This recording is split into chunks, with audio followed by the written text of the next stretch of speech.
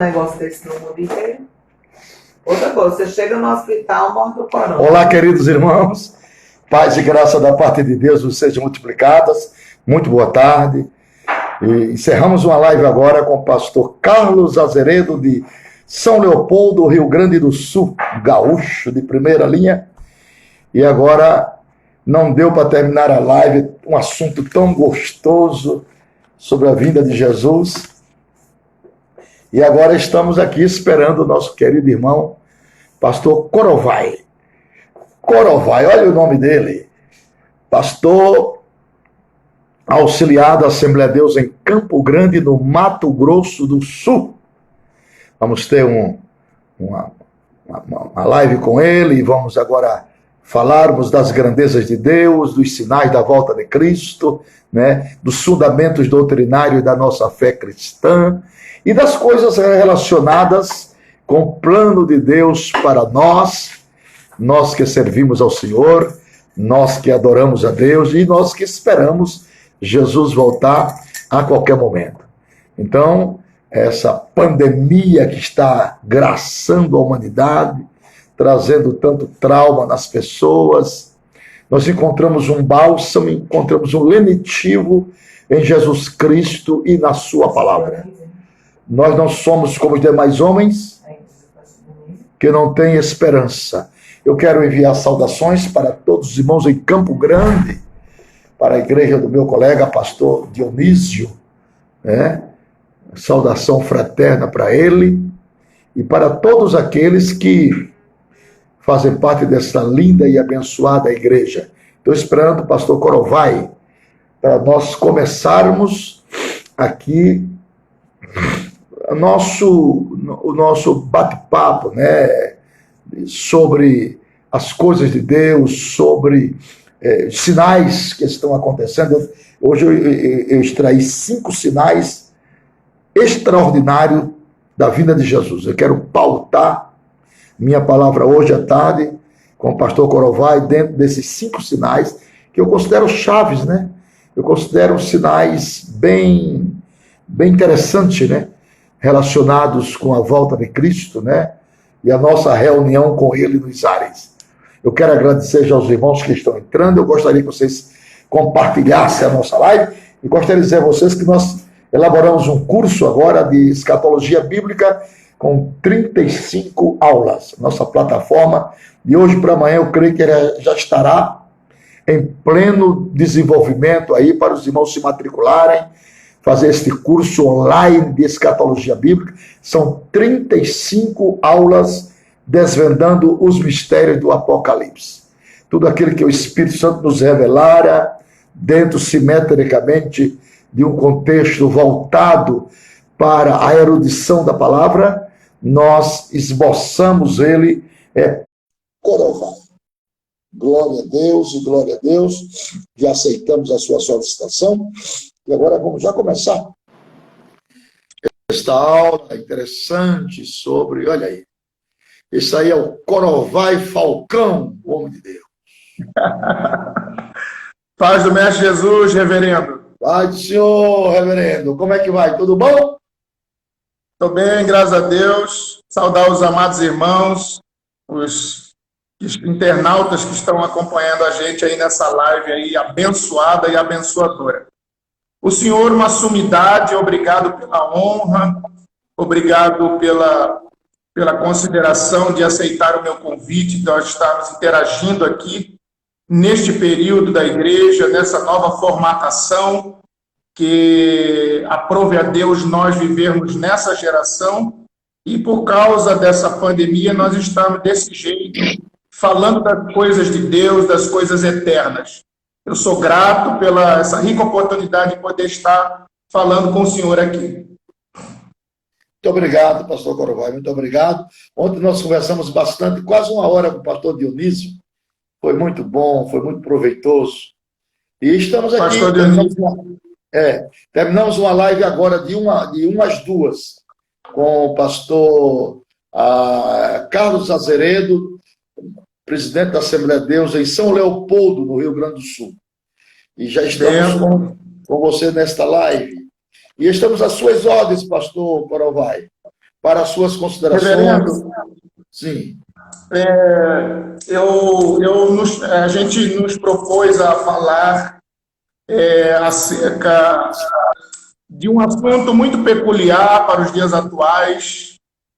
Eu entendo bem que o ministério do senhor, o ministério aí de 50 anos, pregando e recebe carinhosamente o nome de pai dos pregadores, e eu me sinto honrado porque quando comecei a pregar com 13 anos de idade, eu já lhe ouvia e já influenciava a minha vida, e eu costumo dizer que eu herdei essa veia escatológica. Claro que eu não sou um corpo todo escatológico, o senhor é o carro-chefe de seu ministério, o senhor domina com muita propriedade, com muita singeleza, sabedoria e com muita cautela essa matéria excelente, de suma importância, mas eu tenho apenas uma veia teológica, uma veia escatológica. Mas nós nos propomos a falar acerca da mensagem e da teologia pregada nos dias atuais. Qual é a teologia, qual é a pregação, o teor da mensagem pregada nos dias atuais e qual seria a ideal para que nós pregássemos nesses dias para o período da igreja que se encontra neste século chamado século XXI. Então nós vamos falar acerca disso e fazendo um paralelo aí com a escatologia bíblica. Acredito que é de suma importância o senhor nos ensinar, o senhor dissertar acerca dos sofismas, dos problemas que passam tanto pregações como pregadores, do teor da mensagem pregada nos dias atuais. Eu quero que o senhor dê uma introdução acerca desse tema proposto e depois eu quero ler um versículo que eu acredito que vai dar um norte para nós acerca disso. Bom, pastor, para nós darmos o pontapé inicial nesse ensinamento dos últimos dias, nesta hora que nós chamamos de urgente e urgentíssima, nós precisamos fixar os nossos olhos nos acontecimentos. Hoje eu levantei bem cedo para fazer alguns apontamentos aqui e algumas preciosidades que eu coloquei aqui sobre a vida de Cristo. Mas ninguém pode entender este assunto responsivamente, pedagogicamente, didaticamente, com responsabilidade, se você não compreender algumas regras da hermenêutica. Por exemplo, para nós estudarmos um assunto de uma relevância tão grande como é escatologia bíblica, nós temos que partir da seguinte premissa. Nós temos que abrir a nossa Bíblia na primeira carta de Paulo aos Coríntios, no capítulo 15 e no versículo 32. Aí nós vamos dar o pontapé inicial 15 e 32. Nós entendermos com mais abrangência este ensinamento tão interessante, que desperta tanta curiosidade nas pessoas e interesse também, né? Porque nós já estamos com 226 pessoas que estão aliadas a nós. Eu creio que até lá vai aumentar o número, porque as pessoas estão interessadas em aprender. As pessoas já ouviram muito pregações, porque as pregações, ela não traz quase elemento de aprendizado. Porque as pregações, elas visam atingir os fatores sensoriais, os fatores emotivos da pessoa. Então, a pregação, ela mexe com as emoções. Enquanto que o estudo da palavra, ele mexe com a razão das pessoas. Então, as pessoas, na razão, vão aprenderem. Então, eu quero deixar nesta 1 hora de live com os irmãos um aprendizado começando por onde se deve começar. Então, por onde se deve começar a estudarmos escatologia bíblica? Pontapé inicial. 1 Coríntios 10:32. É aqui que está o pontapé inicial de quem quer aprender escatologia com simplicidade, com dependência de Deus, sem ostentação. Porque uns querem entender sobre a vinda de Jesus como uma especulação e não como desejo de aprender. Entendeu? A maioria das pessoas querem conhecimentos especulativos. Muitas pessoas sabem da vinda de Jesus, conhecem a vinda, mas não amam a vinda de Jesus. Verdade. Conhecer é uma coisa, amar a vinda é outra coisa. Entendeu? Então, eu não quero trazer aos irmãos um conhecimento especulativo. Eu quero trazer aos irmãos um conhecimento responsável, interessante, com humildade, com dependência de Deus, sabendo que nada somos, nada temos e nada sabemos se do céu não for dado. Então, leia, pastor Corovai, 1 Coríntios 10:32. Leamos. 1 Coríntios, carta do apóstolo Paulo aos irmãos, Coríntios 10:32 diz assim: portai-vos de modo que não deis escândalos nem aos judeus, nem aos gregos, nem à igreja de Deus. Que palavra contundente. O perigo disso aí é as pessoas não saber aplicar, à luz da hermenêutica, as profecias. Porque a Bíblia é uma espada de dois gumes. O gume número 1 da Bíblia, o número 1, nós chamamos de gume da interpretação. E o gume número 2, nós chamamos de gume da aplicação. Então, primeiro você interpreta, segundo você aplica. Então, o segredo da aplicação está onde? Na interpretação. Se interpretar Tem uma boa errado, hermenêutica, né? se interpretar errado, aplica errado.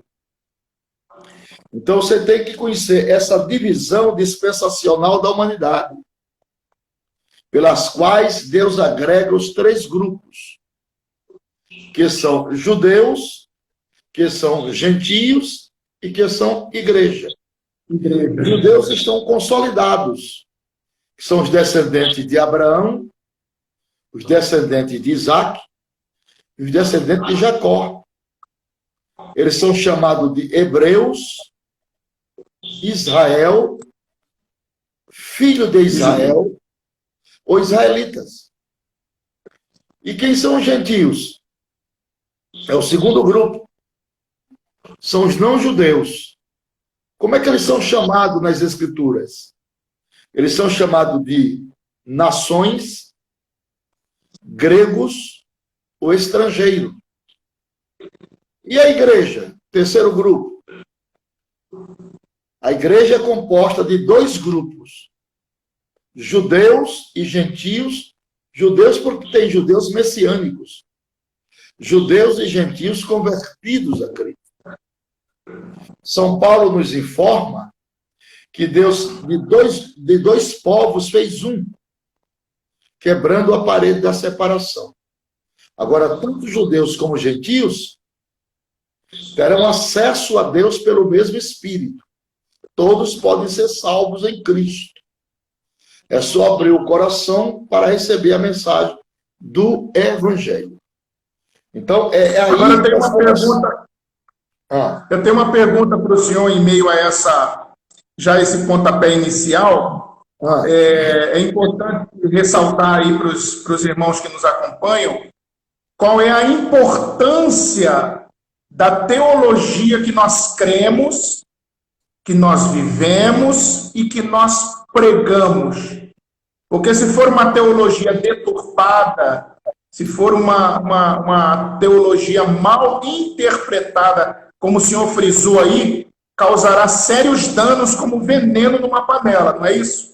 É o caso da teologia mal interpretada, que é o que estamos vendo agora em nossos dias.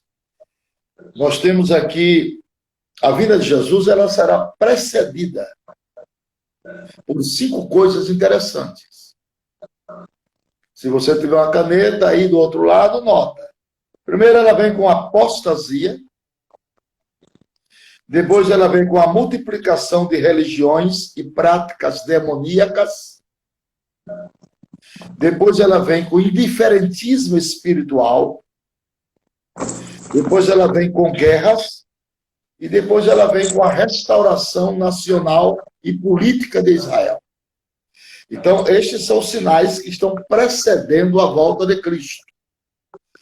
Primeiro, ela vem com apostasia. O que é apostasia? A opção da verdade. O que é apostasia? Fugir da verdade. Quais são os 3 predicados que a apostasia traz? Primeiro, a apostasia traz inversão dos valores. Segundo, quebra dos paradigmas. Terceiro, remoção dos marcos antigos. Então, isso é apostasia. Ela vem com inversão de valores, valores morais, valores éticos, valores legais. É o que mais estamos vendo hoje, é a falta de ética em toda a parte sociável da vida. As pessoas perderam o freio, perderam a ética de relacionamentos. Né? Hoje você não sabe quem é quem, por falta da ética. Então, vem a apostasia, que é a inversão de valores morais, éticos e legais. Depois vem a quebra dos paradigmas. Se quebraram, se deturparam todo o princípio doutrinário da fé cristã, porque hoje o afã é números e não princípios. E depois vem a remoção dos marcos antigos. Então, ontem eu falei na minha live com o pastor Rafael Belo, e ele ficou muito entusiasmado, porque eu permaneço naquilo que eu aprendi. Irmão, estou falando de escatologia, todo mundo está perguntando qual é o tema. Estou falando de escatologia. Então, se inventa tantas coisas, trabalha com psique das pessoas, trabalha com filosofias, com jargões, e eu permaneço na palavra. Eu não saio dos meus princípios, porque princípios não se vendem. Princípios então, o senhor acha que essa geração nova, essa geração de pregadores, essa nova safra de pregadores dos dias atuais, tinha que se reformular sua teologia ou tinha que ter uma escola de ética e preparação? Porque nós vemos uma geração muito despreparada no que diz respeito à teologia e à Bíblia em si. Eu preciso continuar pregando a verdade de Deus, com a herança que eu recebi. Quem tem ouvidos para ouvir, ouça.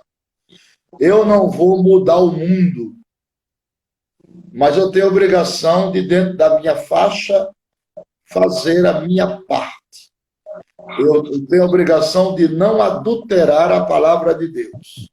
Eu estou preparado para as críticas, mas eu permaneço centrado na palavra. A Bíblia Sagrada diz para mim o seguinte: quem anda na verdade anda seguro. Então, para mim não interessa palpite, sanhas, afrontas. Eu permaneço na palavra. Permaneço na palavra. Então, nós temos uma teologia hoje dos reformistas, que a igreja vai passar pela grande tribulação. Agora, abra a Bíblia aí, Daniel 9:24. Vamos ver se passa mesmo ou não passa. Onde? Daniel, capítulo 9, verso 24. Vamos ver se ela passa. Daniel 9:24. É.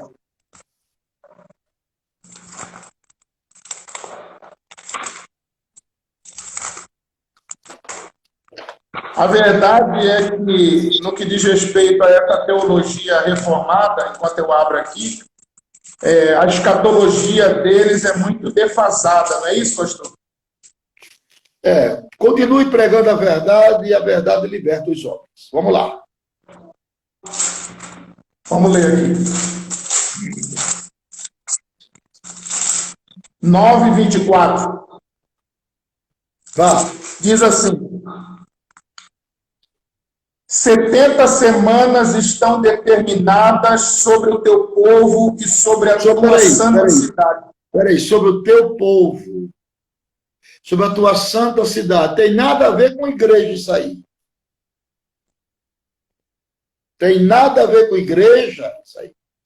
Isso aí se tem a ver com Israel e com os gentios. Com igreja não. Igreja está fora disso aí. Continue. 70 semanas estão determinadas sobre o teu povo, sobre a tua santa cidade, para extinguir a transgressão Número e 1. dar fim. Peraí. Extinguir a transgressão. Número 1. Número 2. Dar fim aos pecados. Dar fim aos pecados. Número 3. Para expiar a iniquidade. Número 4. E trazer a justiça eterna. Número 5. E selar a visão e a profecia. Número 6. E para ungir o santo dos santos. Fechou a conta. Fechou a conta. Então, meu irmão, vamos para a divisão dispensacional da humanidade. Judeus, gentios, igreja. Agora, vamos aplicar Daniel 9:24.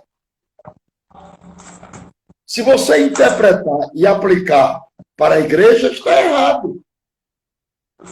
Porque isso aqui não é para a igreja. Isso aqui é para os gentios que ficaram, não foram arrebatados,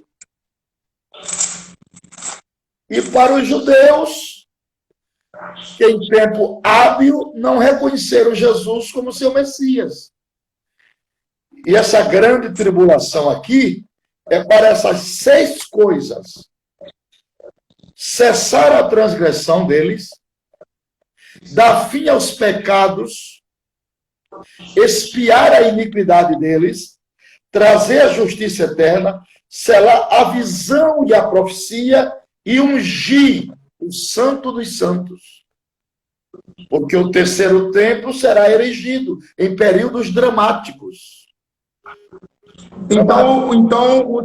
Então nós temos a convicção de que um dos maiores desafios na escatologia bíblica é a cronologia dos tempos.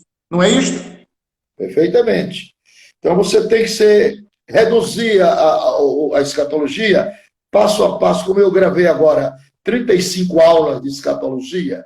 Então eu reduzo e falo passo a passo, volto, porque as pessoas têm muita dificuldade de entender. Muita.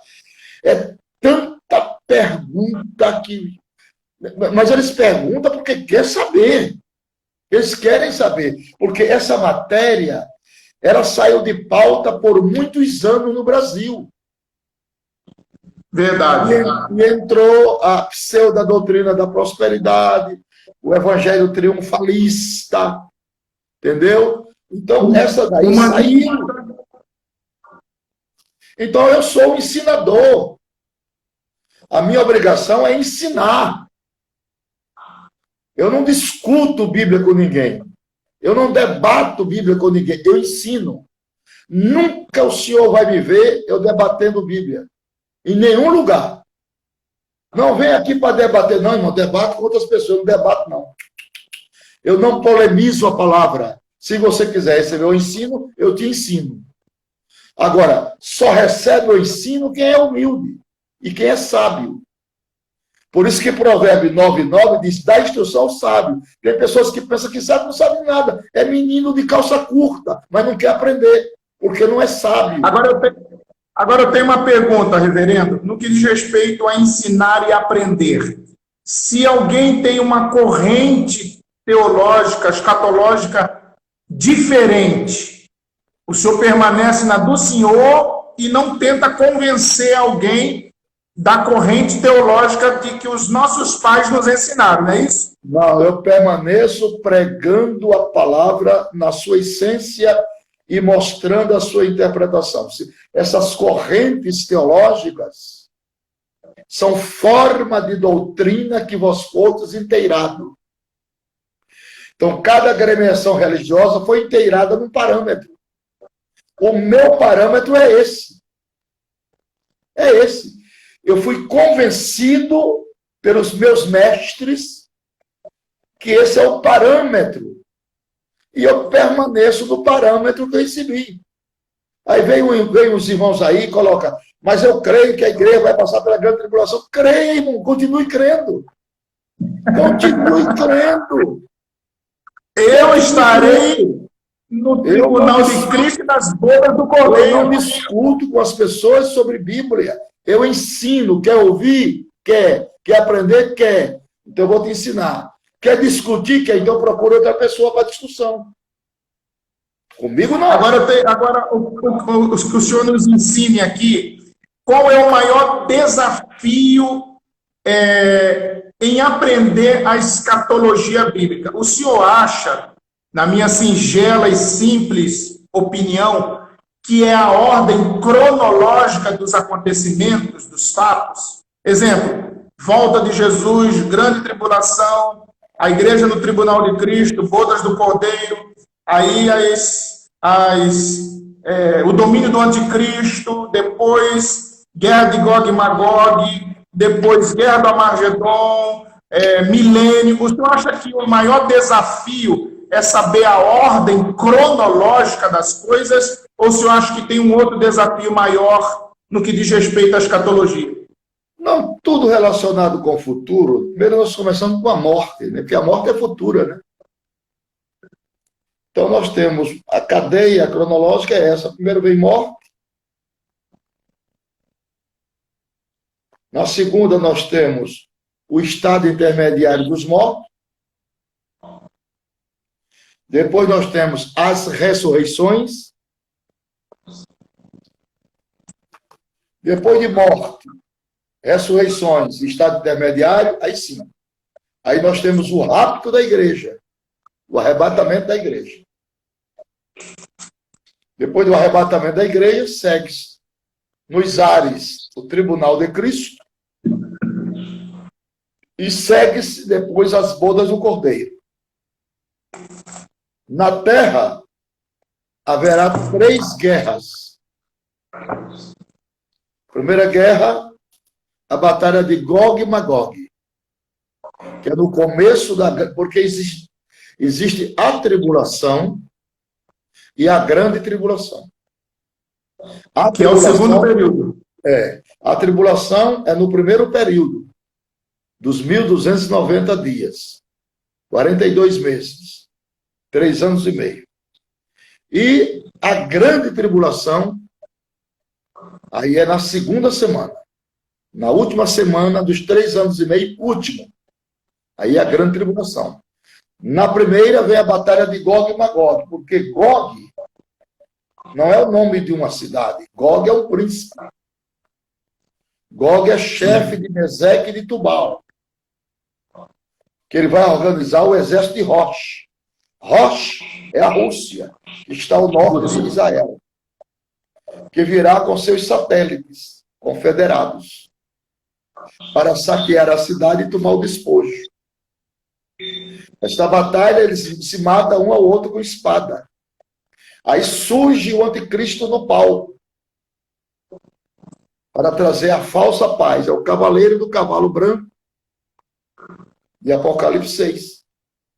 Quando ele surgir, o falso Messias, porque, olha, as pessoas vão receber, é claro, porque se hoje alguém disser assim, eu tenho a solução para o Covid-19, o povo cai em cima deles. Vou até adorá-lo. O Verdade. desespero que o povo está. Imagina a grande tribulação. Puxa, muito mais potencializado isso. O camarada vai dizer assim: olha, eu tenho a solução para esta guerra de Gog e Magog, eu tenho a solução para a fome, eu tenho a solução para as doenças, eu tenho a solução para tudo. Porque ele vai emergir no meio de 10 pontas, porque as 3 primeiras pontas já foram quebradas. Quem são as 3 primeiras pontas? Babilônia, Medo-Persa e Grécia. Essas 3 impérios já caíram.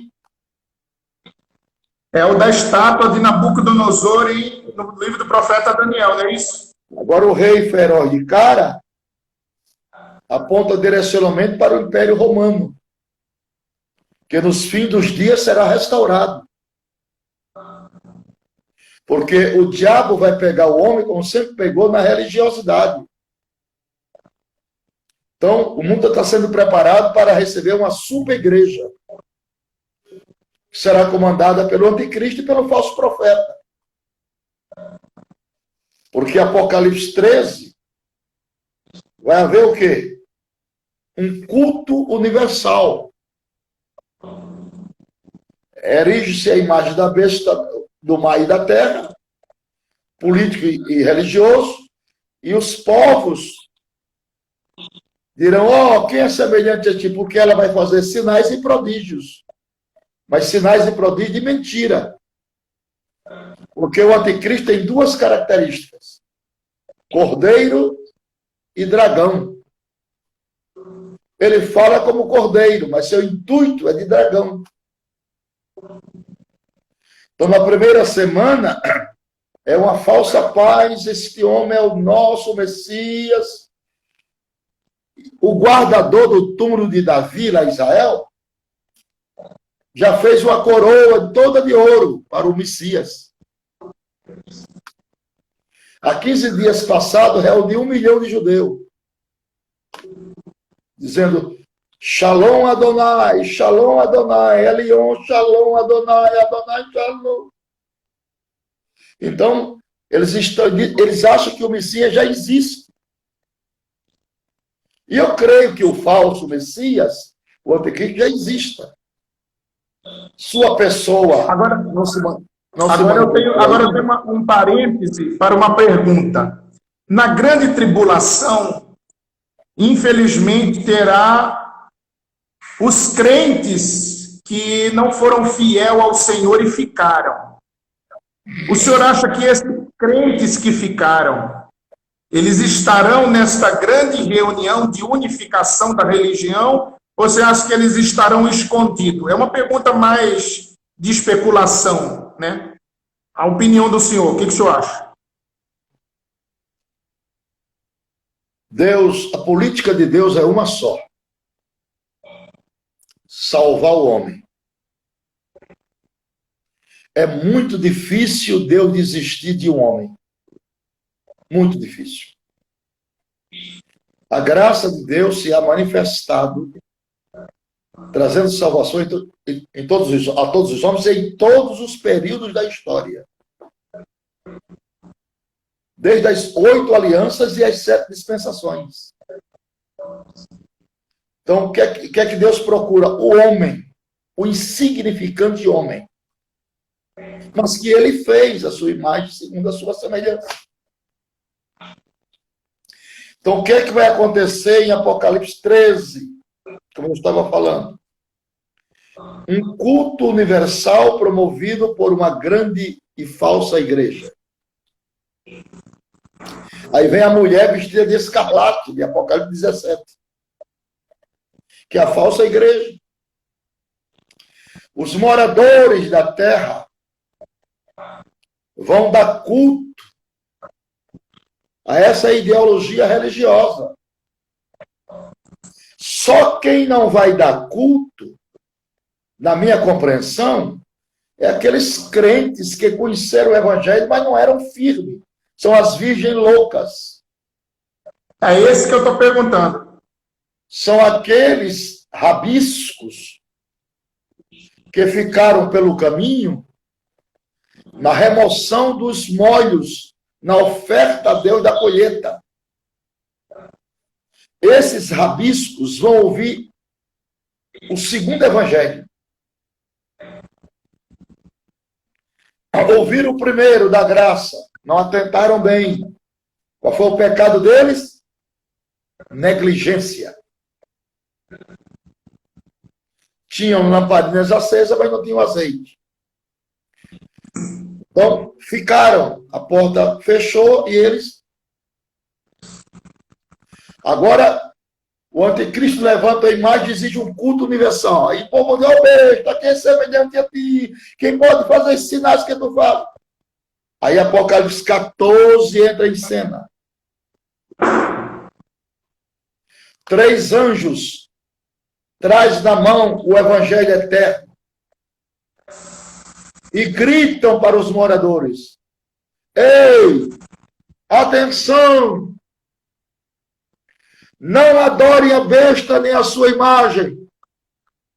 Não adore a besta nem a sua imagem. Adore a Deus. Está na Bíblia isso, gente. E quando ele diz adore a Deus, aí muitos vão romper o pacto e vão ser decapitados, degolados. São aqueles que João viu. Quem são eles? Vem da grande tribulação. Esses são os que vieram. Na minha tradução, não fala da grande tribulação. Eu gosto muito dela. Olha aqui. Na minha tradução fala: e eu disse-lhe, Senhor, Deus sabes. E eles disseram: estes são os que vieram de grande tribulação. Está marcado. Eles não vieram da. Da é contração da preposição. Eles vieram de, uma preposição simples. Quer dizer, eles vieram de todas as tribulações. Desde o Coliseu Romano, desde a noite de São Bartolomeu na França, viu? Desde lá do Coliseu, onde os crentes eram comidos pelas feras, os leões da Líbia, eles vieram todos. E eles trarão nas suas mãos, a Bíblia chama de palmas, que a pedra branca é da igreja, mas a palma são dos mártires. Então, eu creio que haverá salvação na grande tribulação. Mas bem-aventurado é aqueles que têm parte na primeira ressurreição. Essa aqui é a boa. Verdade. Essa aqui é boa. É verdade. Então, haverá salvação, claro, na grande tribulação, porque o intestino de Deus, ele digere até pedra. Porque um Deus que salva Manassés, ele já me disse quem ele é. Ele é longâmino, né, pastor? Manassés foi o homem mais ímpio da terra. Foi o primeiro infanticida do mundo, matador de criança. A polícia pega Manassés, os pés dos espinhos, leva para a prisão, e na prisão ele se arrepende. E Deus perdoa e restaura o reino a ele. Que Deus é esse? Aproveitando o ensejo que o senhor está falando de Manassés e de um homem da misericórdia, da grandeza de Deus, quando que deu-se início o interesse no senhor pela escatologia bíblica? Quando que Deus lhe chamou a esse bordão específico no seu ministério, pastor? Desde que eu me entreguei a Jesus, logo nos primeiros 7 dias, porque com 7 dias de crente eu fui escalado para ser auxiliar de trabalho. Claro que eu não conhecia a Bíblia, eu só conhecia Êxodo capítulo 20 só. Não farás para ti mais de escultura. Eu pregava só isso. E Jesus salvava, curava e batizava.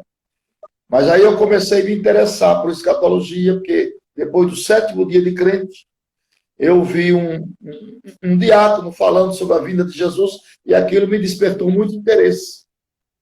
Aí eu comecei a me interessar pela matéria. Gosto muito de soteriologia, gosto muito de paracletologia, mas me interessei muito por escatologia bíblica até hoje. Eu não tenho mais a conta de quantas vezes já li o Apocalipse. Não perdi a conta já. Lendo e marcando e voltando, e marcando e voltando, e em conjunto com o livro de Daniel, né? Então, eu me apaixono muito por escatologia bíblica, quanto mais que vem se aproximando o dia da volta de Cristo, né? Então, nós estamos nos meandros da volta de Jesus Cristo. Aleluia. Então, nós estamos chegando a 440 irmãos e irmãs aí acompanhando o senhor nos dando essa aula excelente aí, pastor. Nós temos aqui 5 termos técnicos no Novo Testamento para descrever a volta de Cristo.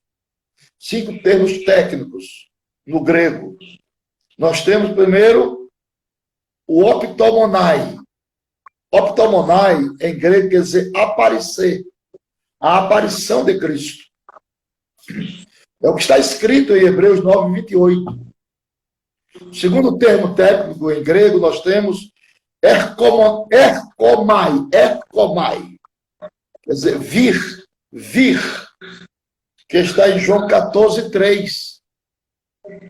Depois nós temos o terceiro termos técnicos em grego. Epirranos. Epirranos quer dizer em grego aparição, que está em 1 Timóteo 6 e 14. Depois nós temos o quarto termos técnico, apocalipse.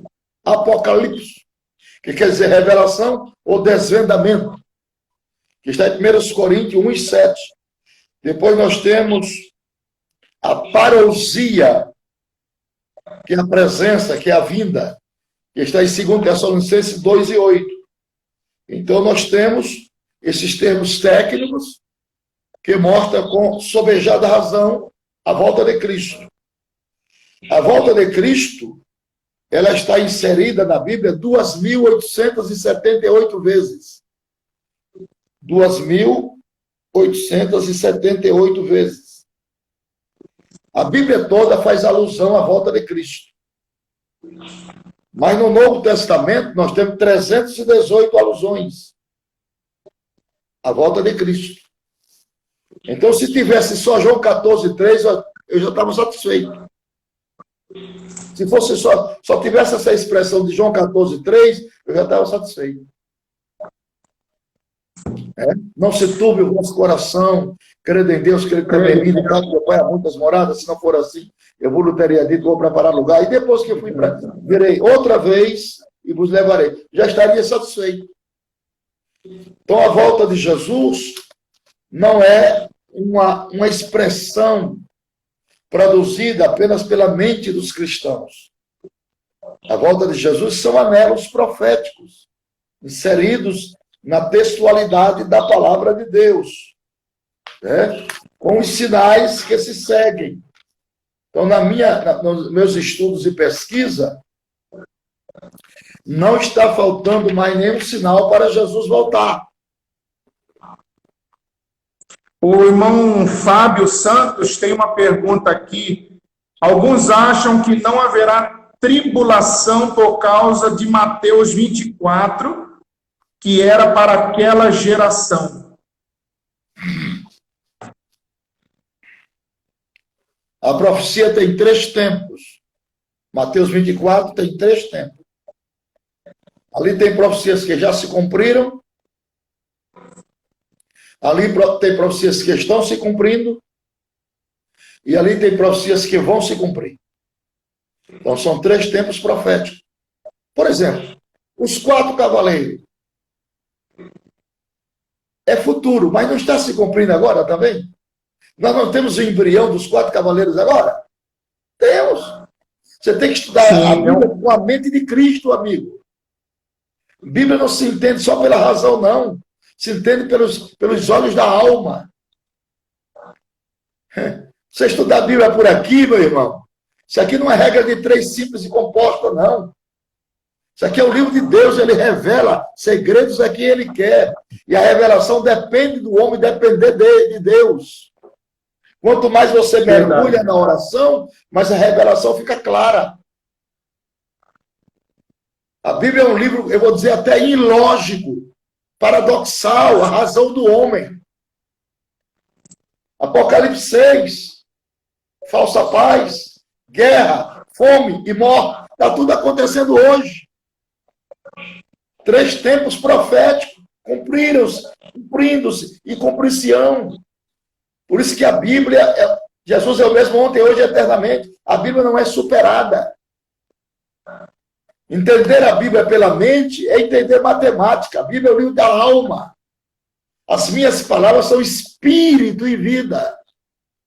Só o homem espiritual pode entender. Há 3 métodos pelas quais você pode entender. Herdado, pesquisado e revelado. Mas dos 3, o mais eficiente é o revelado. Aquilo que você aprendeu dos homens, pode ser hoje, pode não ser amanhã. Métodos herdados. Claro que nós precisamos de métodos para nos ensinar. Se aprende por herança. Se aprende por pesquisas. Agora, o aprendizado por revelação, meu irmão, esse aí só vem do joelho, com oração, com jejum, com dependência, com lágrima. O poço é fundo, mas o meu caneco é pequeno. Com muita dificuldade eu vou lá e pego um pouquinho de água. Porque existem os sabichões que já sabem de tudo, já conhecem tudo. Não precisa aprender mais de ninguém. Agora, eu, para ensinar essa palavra, irmão, eu desço lá embaixo. Rosto no pó. Jesus, abre meu entendimento. Tenha misericórdia de mim, Senhor. Eu sou um analfabeto, me ajuda, me ensina o Mobral, as primeiras palavras, me dá o entendimento disso. Mas tem os enxeridos, os salientes, que pensam que sabe. Tem muita gente que diz que quer ficar na grande tribulação. Fique, meu irmão, fique. Fique, irmão, fique. Porque na grande tribulação vai haver 3 ai. Selos, trombetas e salvas. Quer ficar? Fique. Irmão. Eu aprendi assim, tá certo, não fique. Fique. Eu não Sem vou contar que a Bíblia diz que aquele que o retém vai se afastar, né? Hein? A Bíblia diz que aquele que o retém vai se afastar, né? Então, ou seja, o auxílio do Espírito Santo não haverá. Não haverá. Então, eu tenho aqui Apocalipse, capítulo 3 e verso 10. Vamos lá. Como guardaste a palavra da minha paciência, também eu te guardarei. Não é na hora da tentação. Não é na hora, é da hora. As pessoas só lêem a Bíblia, mas não estudam. Não é na hora da tentação, é da hora. É da, não é na. Tá aí? Da hora. Da hora. Aqui. Agora vamos ler Isaías 26 e 20. Isaías 26 e 20, como é que diz? Já encontrou? 26 e 20. Vai, pois, povo meu, entra nos teus quartos e fecha as tuas portas sobre ti. Esconde-te só por um momento até que passe a ira.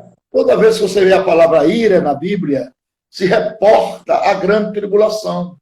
O dia da ira, chamado dia da vingança. Por isso que Jesus, quando chegou na sinagoga, ele omitiu esse dia, ele passou por cima. Ele não falou. Se o Espírito do Senhor vai sobre mim para isso, mas ele não falou do dia da vingança. Porque ele não trouxe vingança, ele não trouxe cutelo, ele trouxe madeira, ele trouxe lenho.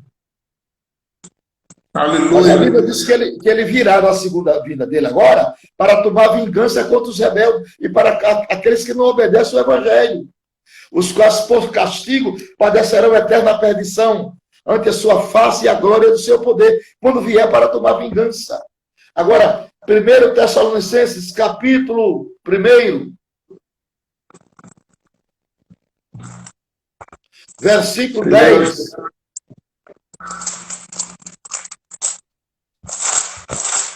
O que é que diz? 1 Tessalonicenses 1:10. 1:10. E esperar dos céus a seu Filho, a quem ressuscitou dos mortos, a saber, Jesus, que nos livra. Que nos livra da ira futura. Ira. Da ira. Dia da ira, se alguém quiser ficar, fique. Mas eu sou pré-tribulacionista. Eu vou continuar sendo pré-tribulacionista. Eu vou continuar sendo, é uma escolha minha. Foi a minha escola, eu aprendi assim. Creio, e creio também, creio. E a fé não é uma questão intelectual, não. A fé é uma questão moral. Então eu creio que a igreja não passará pela grande tribulação. A igreja está atravessando agora. Abra sua Bíblia aí, Mateus 24.